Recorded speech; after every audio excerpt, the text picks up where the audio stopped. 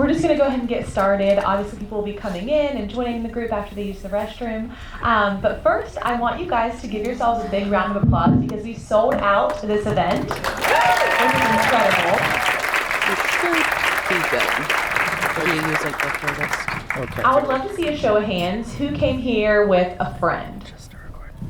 Who came here with or to support a significant other? Awesome. We appreciate you. Who came here with a family member? And who has ever peed their pants when they laughed, coughed, sneezed, or picked something up off the ground? Probably more than are raising their hands, but that's okay. I won't pick on you. How many of you are either currently experiencing symptoms of perimenopause and menopause or ever had in the past? Take a look around, guys. Yeah, 6,000 women every single day in the United States enter menopause.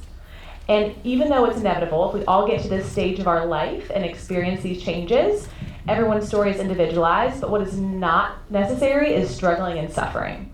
My name is Jasmine. I'm a family nurse practitioner, menopause specialist, and especially training in gynecology and urogynecology, and this is my jam. This is what I love to do. I talk to my patients every single day about these types of things, and when I saw this documentary in the fall of 2024, I knew I had to do something about it. I had to get out into the community and share it with more people. I was having coffee with my friend Brian, who we need to give a round of applause to. Brian linked me up with the Independent Picture House, and ever since I reached out to them, how can we get this documentary out in the community? How can we have an event of amazing panelists that are in our local community that do this every single day and share the same passion I do? How can we make this happen?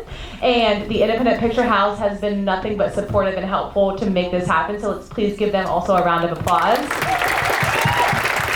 Thank you guys so much for having us do this today. Yeah. All right, so I'm going to go ahead and introduce our amazing panel members that we gathered together.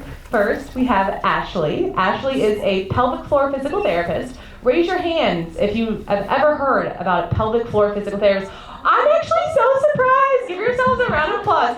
So Ashley has a doctorate in physical therapy, so she combines her orthopedic with her pelvic floor specializations, and she works here in Charlotte at KCP Physical Therapy. I refer a lot of my patients to her. She specializes in not only orthopedic conditions, but also urinary leakage, constipation, pain with intercourse, trouble inserting tampons, postpartum issues, pregnancy concerns, and even post-operative conditions. So we're so excited to have her here today with her insight on pelvic floor health and menopause. Give her a round of applause.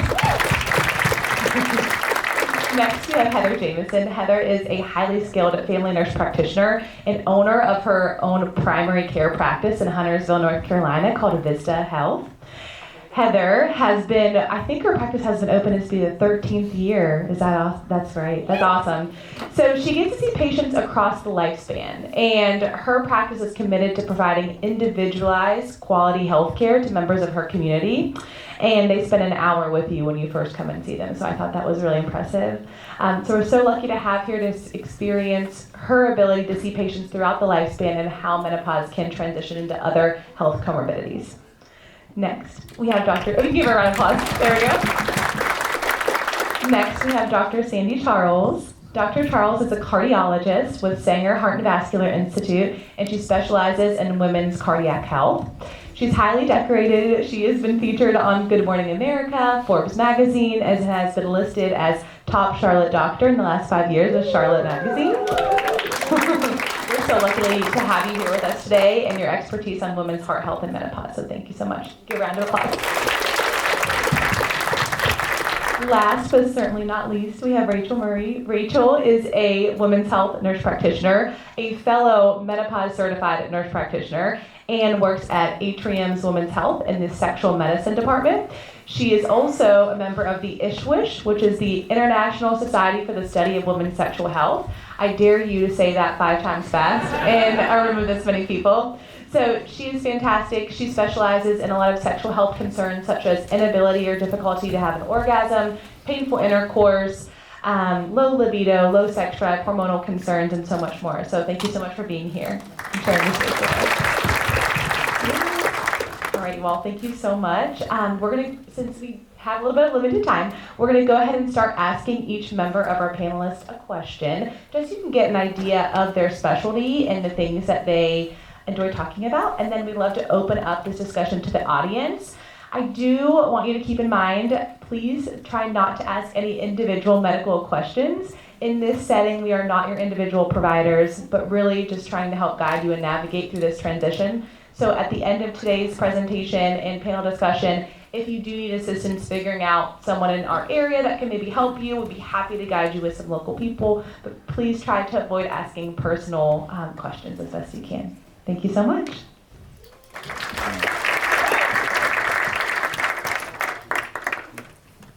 Alrighty, we're going to start with our questions here. All right, the first question is going to be for Ashley. Ashley, again, our pelvic floor physical therapist. Ashley, how can menopause impact pelvic floor health, and what are some strategies or exercises women can do to maintain their pelvic floor health during this stage of life? I love that question, Jasmine. Well, kind of like what we talked about in the film, right? Estrogen plays such a big role in every system in your body, and that includes your musculoskeletal system, and that doesn't just stop at your pec muscles and your quads. It also includes your pelvic floor, right? So women who go through menopause tend to have a quote-unquote weaker pelvic floor or experience more urinary incontinence or pelvic organ prolapse. And I get women all the time who come in and are like, what can I be doing to stop this from happening to me or prevent it, even if you haven't gone through menopause yet? And it sounds really boring and very generic, but taking care of your overall physical health and strengthening and adding in more physical activity as a whole is so crucial for your aging and development throughout the lifespan for women or even non-women. And it plays a role in your pelvic floor as well. So I remind people all the time, your hip muscles are your pelvic floor muscles. So if you're not taking care of your hip mobility, you're not strengthening your hip, you can't be strengthening your pelvic floor. It goes beyond just doing Kegels day in and day out. And if you are doing that, please stop. Unless you've been instructed to do so. So yeah, I mean, like I said, it sounds really boring, but it's something that we all take for granted and we forget a lot. So yeah, that's my generic advice. But Thank you so much, Ashley. That was fantastic. All right, our next question is going to be for Heather. The emotional and physical impacts of menopause can be profound. What are ways we can support women through this transition to help reduce their suffering and improve their quality of life? Thanks, Jasmine. I think this today is a really great example of that. So kudos to you for bringing us all together, and to all of you for being here. So wherever you took time out from your crazy lives as moms, grandmas, kids, work, all the things. I think the first step is just taking time to set aside to attend something like this, to get together with other women and talk about it. I've been practicing for 30 years as a nurse and 20 years as a nurse practitioner. In my entire education, our whole menopause training was one sentence, basically. Women will go through menopause around the age of 50. That was pretty much what we got. So I would encourage all of you to be advocates for yourself. As primary care providers, we really have never been equipped or taught how to, care for women in menopause, because it was really never something we were taught was a health issue. And I think that's where the biggest change needs to happen, and we're starting to see that. So I would say talk to your sisters, your moms, your grandmas, your daughters, talk to your pickleball companions, talk to your bunco ladies, talk to your next door neighbors, or your wine, whatever it is. But I think the conversation, is really building, and I think that's wonderful. Also, don't be afraid to go to your primary care providers and say, hey, I'm having these symptoms. All the ones we talked about in the movie, they're real. I'm here to tell you if you need some personal experience, or I'll give you a whole story. But for years, I've treated a lot of different health concerns and symptoms that were probably really at the root of it, menopause related. So don't be afraid to go to your healthcare provider and say, I've been doing a lot of reading. I've talked to some other women, and I think this may be something related to my hormones or menopause, what resources do you have? Schedule an appointment that's just for that. I think in a lot of healthcare settings, especially primary care, there's a lot of limitations on time, and if you're there for your well visit, you can't bring any other questions, certainly not about menopause.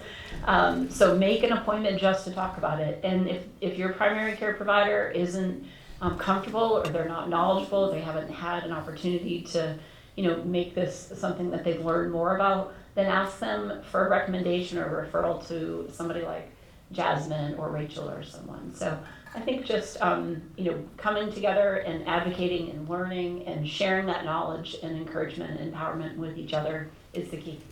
Thank you so much. I think that's awesome advice.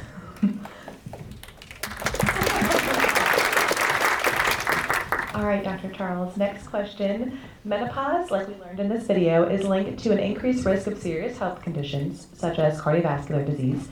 How can women proactively manage their health during menopause to help mitigate some of these risks? Wonderful, great question. So it's such an honor to be here. So that was such a great documentary. Heart disease, cardiovascular disease is the #1 cause of death for women, killing more women than all forms of cancer combined.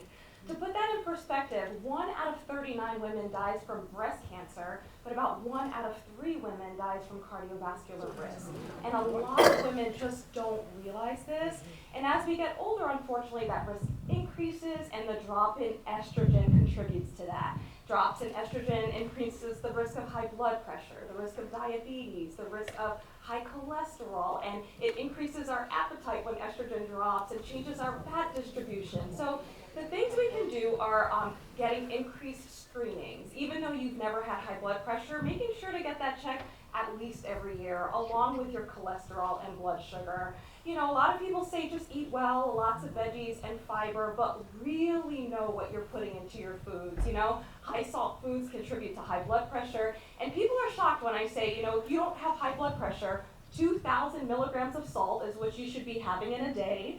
But the Cobb salad at Chick-fil-A has about 2,300 milligrams of salt, okay? So a lot of people don't realize the hidden salt in things and the hidden sugar. Exercise, so important, something that we all have to make time for. And realizing that even if you're doing all the things, if you have a family history of heart disease, you should get screened. Lots of medicines for blood pressure, cholesterol, exceedingly protect us from heart disease. And like the documentary really focused on menopause hormone therapy, starting it closer to your menopause transition and at a younger age, for many women has actually been shown to reduce cardiovascular risk, so that's powerful. And just knowing about certain tests like calcium score, that's a test that can help you determine if you're at risk for heart disease in certain people, just being aware about that. Incredible. Thank you so much for that information. Last but certainly not least, we have Rachel.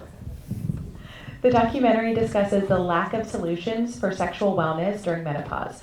Why do you think this aspect of women's health is often so overlooked, and how do we change that? So the first thing, can everybody hear me? Is the Sorry. Hello. Okay. So the first thing I think is really important to mention, we won't focus on it much today, but sexual medicine is not just dismissed in menopause, it's dismissed across all generations, right? Yeah. And this is really problematic. When we think about the why, this starts in our elementary school, our middle school, our high school sexual education programs, right? We're learning about anatomy, we're really harping on contraception, which is very important, on STD prevention. But there are key parts about our anatomy, our spinal cord, our nerve activity, our brain function that are really important in women, helping women to understand how they can have a really special, intimate sexual experience with themselves or with a partner as they continue to grow. And this is getting missed. I'm not saying we need to start, educating elementary school children about this, obviously, but it is something that we need to start working on, and how we're communicating with women about this. I can't tell you how many people I speak to who just say, I never really knew how to connect with myself and my partner sexually, right? Number 2 is just like we're talking about with menopause, we're not getting this education in school. So none of the medical providers, or no medical programs are really focusing on this. And if medical providers are not learning about it, they're certainly not asking about it. Many of them are not comfortable asking about it, and so then patients are not going to be comfortable asking about it, right? And then third is that we're not focusing on research, and that's also because medical providers are not being educated about it, so then there's not a focus on research. There are societies like the International Society of Women's Sexual Health, International Society of Sexual Medicine. These are really valuable societies that are working to put ethical, evidence-based, solid information out there and really expand sexual medicine everywhere. But we need to get loud and do more work. I think there's a lot of controversy around research because obviously things like cardiovascular disease and cancer are so important. But I'm the one who is having these experiences, hearing these stories of people who have not had sex in 20 years because it was painful. Or the story of someone who had anal cancer that I just heard at a conference who was not counseled on how to prevent painful sex, and then had didn't have sex with her husband and got divorced, and there was infidelity, and she stood there 20 years later talking about that experience and how emotionally painful it was for both of them, and there was no happy part or end to that story. So these are things that are really impacting quality of life for women and impacting people's lives to a very significant extent, and we need to change it. Thank you so much. Please give these ladies a round of applause.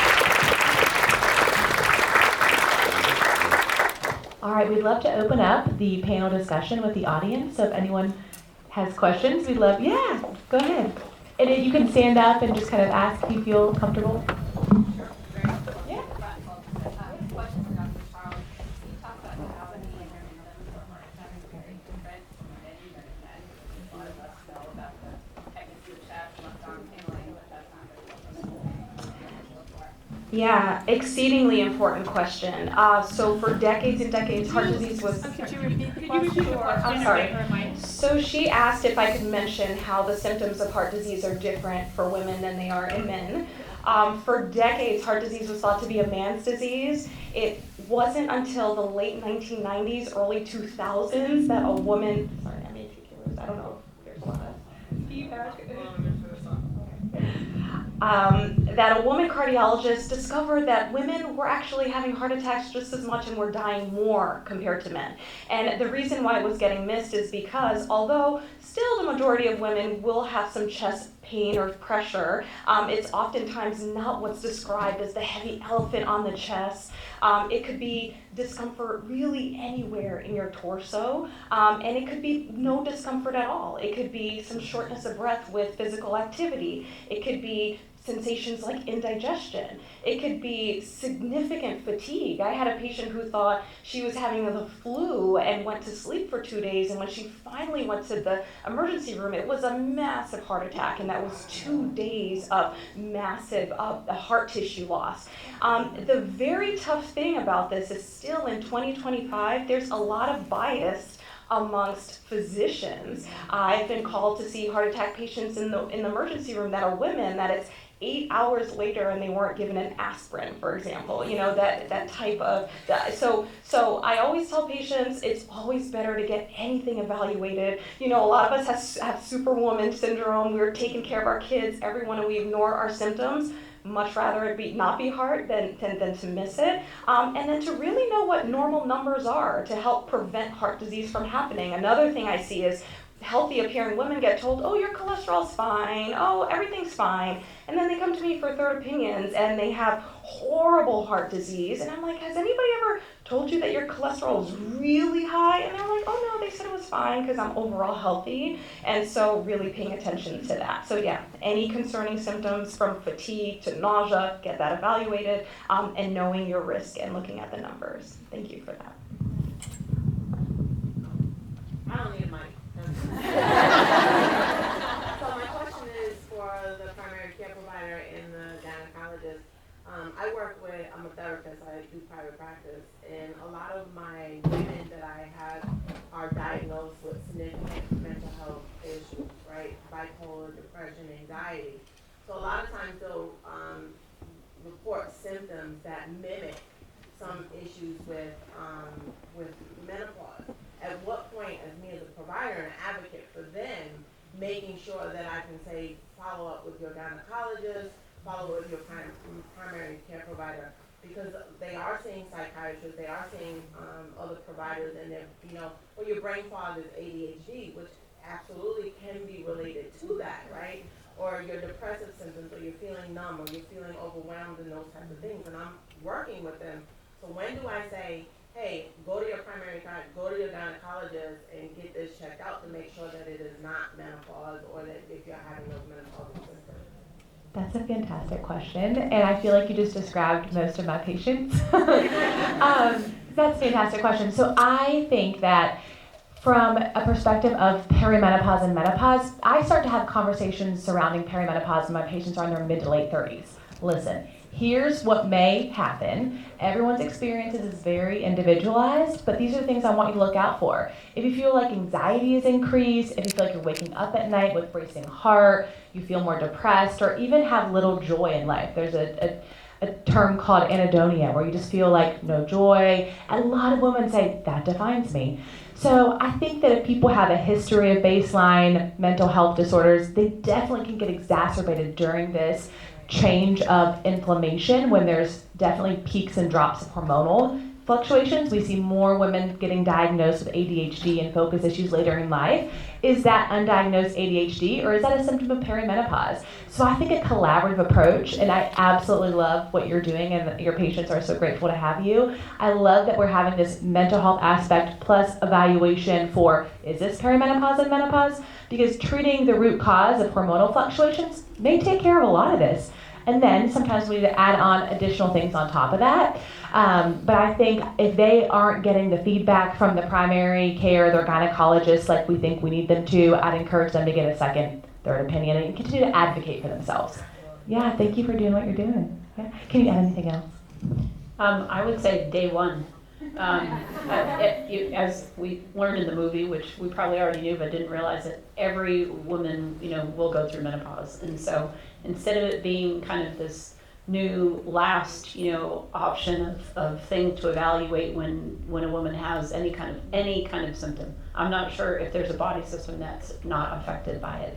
It should be the first thing that we're looking at. And that's where we really need to see a shift. Is the first thing we should rule out or rule in is what hormonal component is causing your anxiety, your depression, your hip pain, your brain fog, all of it. And I think that is, I think that's something that's really changing. So day one. Thank you. You're welcome. Is there a point where it's too late for hormone replacement therapy if you've been in menopause for a period of time? That's a fantastic question, and there's still a lot of debate out there on this. So we have more and more data supporting that there's no special time to take a woman off. And I know your question is, well, when do we initiate it, or when can we initiate it? So we used to think that at age 65, we just need to take a woman off hormone therapy because over the age of 65, it's not doing her any benefit. Well, that's incorrect. The goal is a window of time within 10 years of diagnosis of menopause. That way we can prevent things like cardiovascular disease, osteoporosis, and cognitive decline. However, I do see plenty of women benefiting from hormone replacement therapy after 10 years of being in menopause. Now, I say that because we're not really going to notice an improvement maybe in bone health at that time, cognitive function, or cardiovascular health. And so I would also want to evaluate that patient from a cardiac perspective with Dr. Charles, and just to make sure from a cardiac perspective we're not at an increased risk of having a plaque dislodge. Because when you add on hormone therapy to a system that's already established a new baseline, you can shake things up a little bit. But the answer is not no, so I definitely think advocating for yourself and trying to figure out it may be very helpful for you. And not just estrogen, progesterone, but testosterone as another option as well. Yeah, you're welcome. Are there any over-the-counter medicines that you suggest?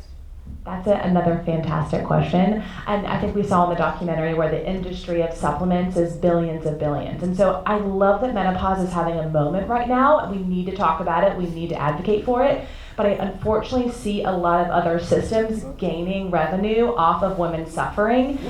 And so when I talk about supplements, and I have so many women come to me on, like, should I take this ashwagandha? What about this vitamin C? What about this maca root? I don't have data that says that those supplements is any more effective than a placebo, which is frustrating. And those supplements are not FDA approved and regulated, so it's hard for me to really give you reassurance on what you're actually taking, but I do have a lot of women that benefit from them. Now, here's what I say. I have good data to support vitamin D3 supplementation, around 1,000 to 2,000 international units a day. I have good recommendations on taking a pre and probiotic because of gut health. When we have reduced inflammation, we're able to absorb better. It's going to help reduce inflammation, so good gut health.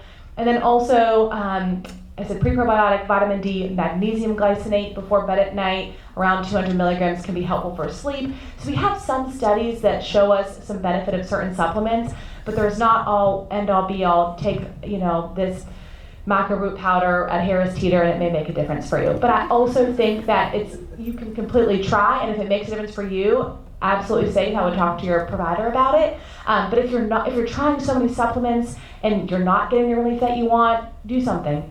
Ask your provider. That's a great question. Thank you. And one thing I really want to add to that, which is really important, is that there are some studies that show about 85% of the supplements on the market don't actually even have what they say they have in them, especially because they're not FDA regulated. So be exceedingly aware of marketing. Just because something says natural doesn't mean you know where it's from, and lots of natural things can be exceedingly dangerous and can interact with other potential medicines. And then there's also like a fear of pharmaceuticals for some people, And it's like if you go back 100 years ago, the average lifespan was about 40. So there's actually FDA approved medicines that really help, but I have some patients that'll rather take 40 supplements than take the one prescription for something that we know research helps, and we know the side effects too. So great question.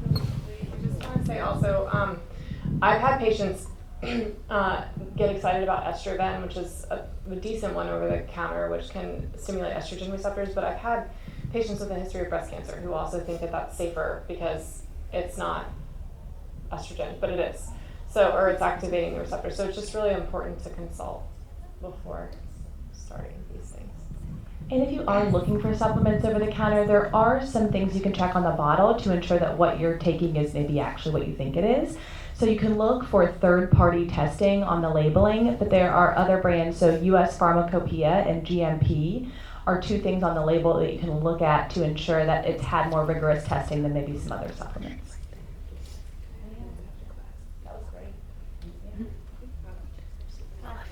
Quick question. I am colleagues with Dr. Charles and Rachel, and we often have conversations about natural menopause, but I think there's kind of like a lack of discussion around surgical menopause because we often share patients.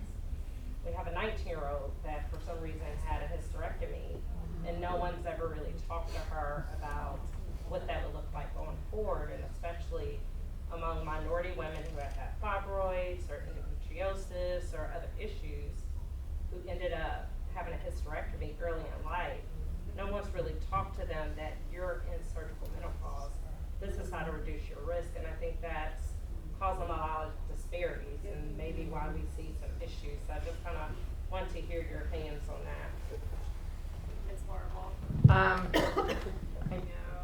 No, turn it back on. What Diana's referencing, I mean, what I will start with, and I'm sure there are going to be lots of opinions up here, is that these are conversations that need to be had with women before we're taking both ovaries, period. There are certainly reasons to take out ovaries early. Bottom line is, when we take out ovaries prior to the age of 40, it's putting women at risk of cardiovascular disease, it's increasing the risk of bone density issues, it's drastically decreasing quality of life, and women need to understand the risks and benefits, and they don't. We'll leave it at that and let my colleagues answer more. I'll give you just my personal kind of opinion on that. Even as a healthcare provider, I had some vaginal rectal surgery in October, and when had a pre-op, my husband was awesome. He came to it with me, so we understood what they were going to do. Got to the hospital for my surgery. Had my IV in. I was in pre-op. Awesome surgeon. Really did a lot of research to pick her.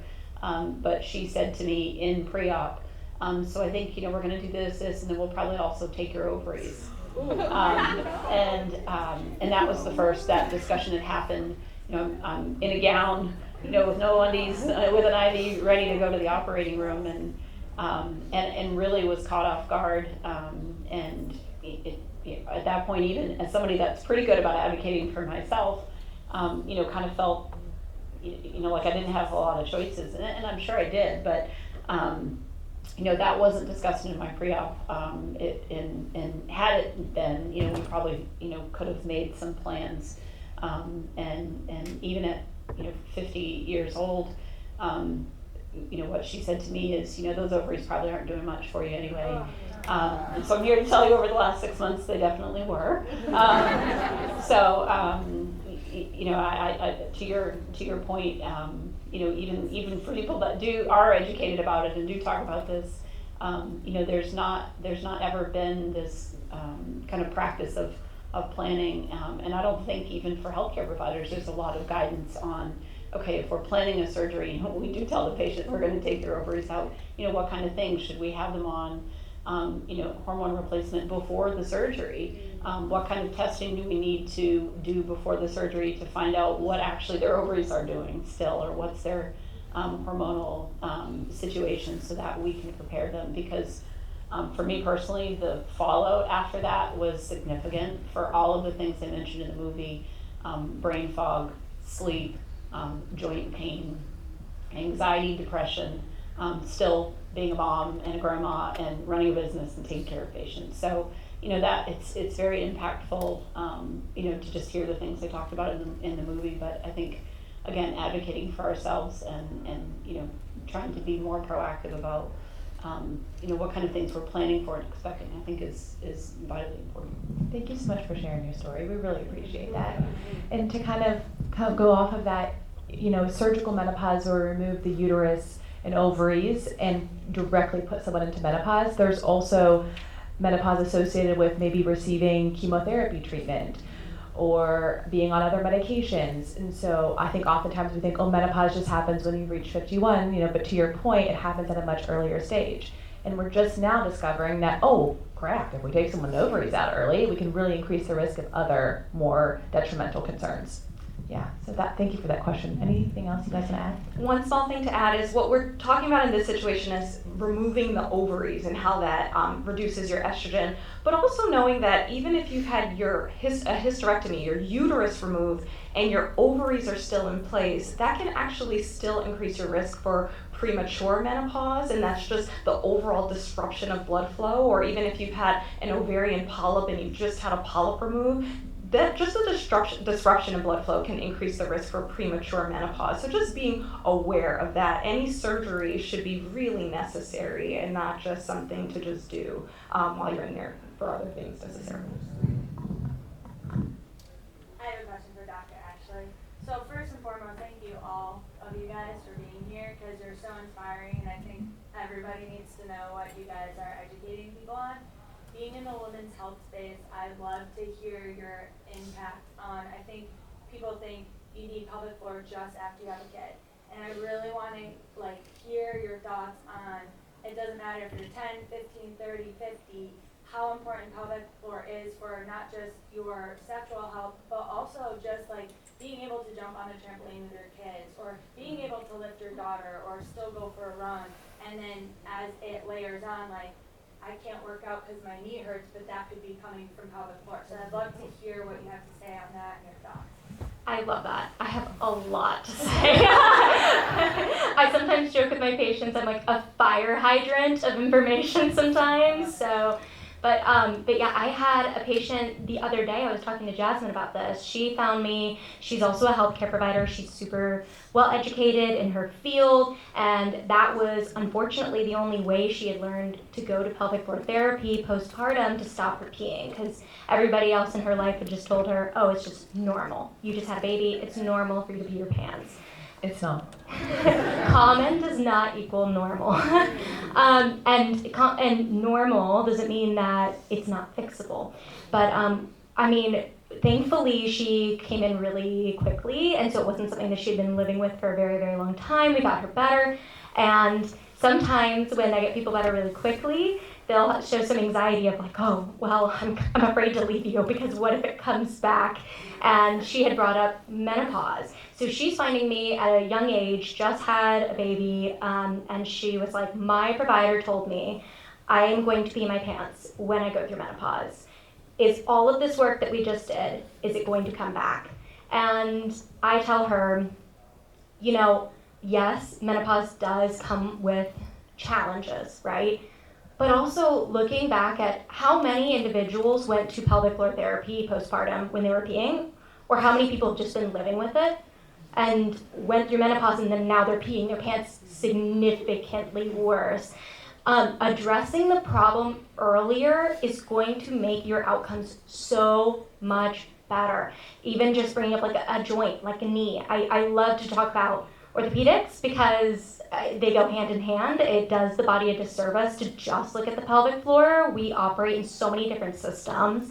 And so, yeah, if we look at the joint, right? If you are having knee pain every time you try to squat down to hand your kid something or help them put a shoe on or something like that, and you continue to ignore it and ignore it and ignore it and ignore it, and now we're talking years go by, and now you go through menopause, and now this knee is bone on bone, which I hate that analogy, but let's say it's bone on bone, and you have to have a knee replacement.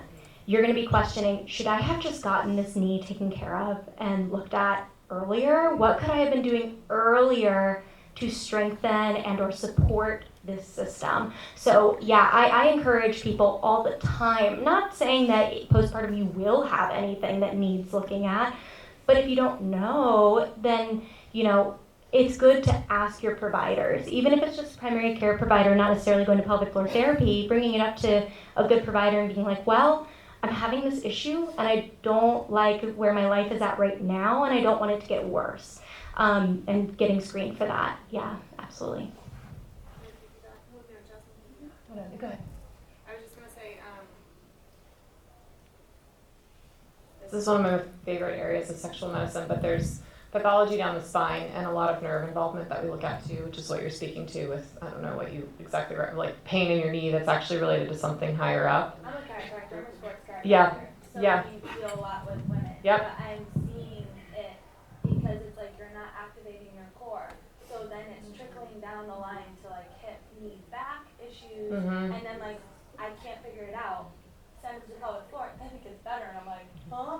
Yeah, because a lot of what she's doing is nerve work, right? Also, Yes. but then there's, I mean, we'll do spinal MRIs, spinal X-rays. We go higher and look more, and there are nerve blocks that can be done and all kinds of things. So just it's pretty fascinating. Hi, from the back. I'm a labor and employment attorney at a global corporation, and I work directly with our leave of absence team, developing accommodations for women with disabilities, for men with disabilities as well. And I never really realized until today how much menopause can affect you at work. And so I guess as I'm going back to my team at work and I'm advising our team how to accommodate people at work, what would be your recommendations on what types of accommodations should be provided to women who are going through menopause? You are amazing.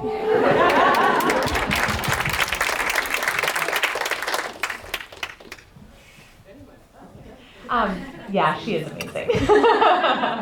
And it was really interesting when they brought it up in the documentary, how we also don't want to like be seen as given like a crutch, like we can't, you know, do our work unless we get these certain, you know, extra benefits, but it's absolutely essential that we need to change and do something about it. So for example, I have tons of patients that don't want to accept promotions because they don't feel like they can perform to the level that maybe they used to, which is really sad.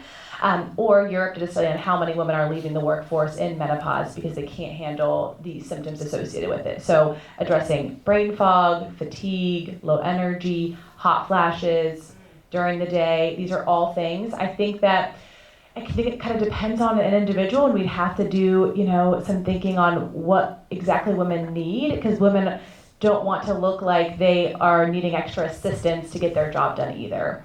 So don't know if you guys have any advice. Yeah. So I have a question.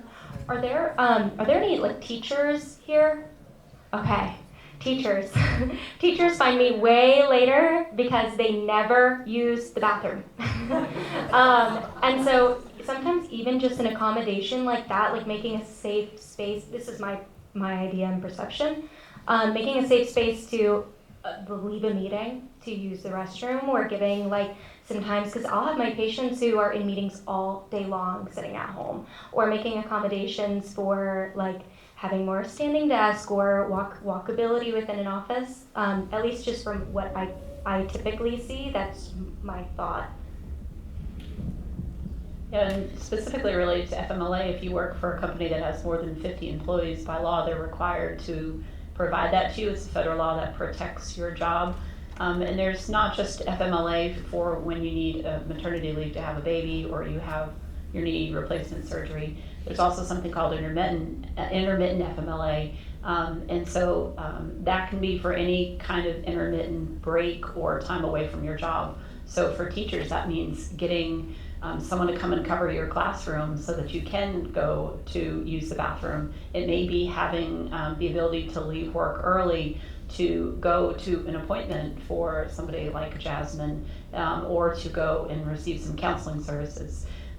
There's a lot of different, because of all the different types of symptoms and conditions, and then therefore kind of treatments that women need, creating that space in your job is something that FMLA can do. It doesn't mean that you get paid during that time, but it means that you should be able to take the break or those breaks away from your job for treatment of menopause without fear of losing your job. Thank you so much. All right, you guys, I have to wrap up the panel discussion, but hopefully if you all enjoyed this, we should do something like this again in the future. So please give our amazing panelists a round of applause. I invite you all to join our resource fair right outside to the left. There'll be plenty of tables for you guys to mingle at, and we will be around there. So if you do see us and have some last burning questions, let us know.